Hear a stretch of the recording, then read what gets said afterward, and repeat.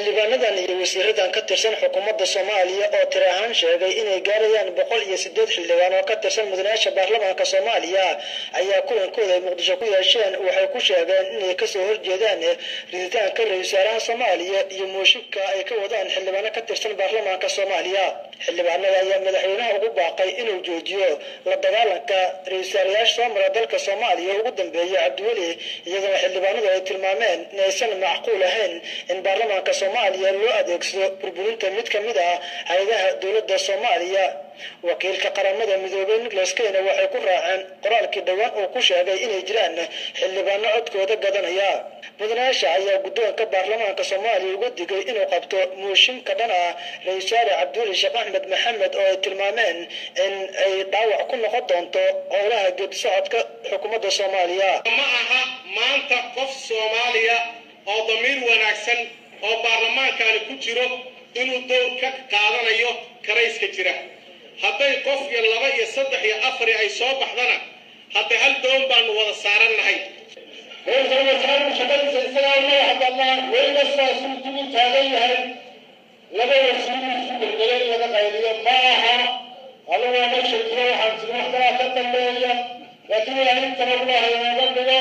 madaxweynaha waxaa leeyahay dalka Allah xukuma mushkiladda taalo waxa waaye bisheedii madaxweynuhu wuxuu nalahaa fida ra'iisul wasaare bishii waa la rida ra'iisul wasaare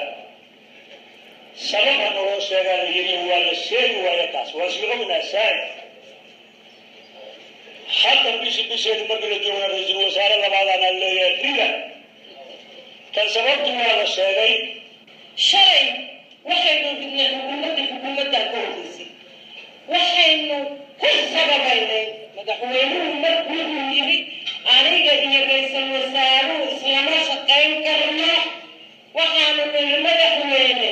waa inaan aniga iyo ra'iisul wasaaruhu isla shaqaysaan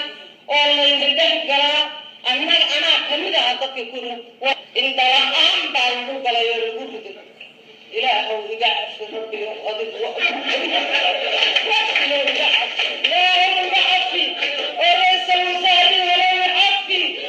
waxaan ka codsanayaa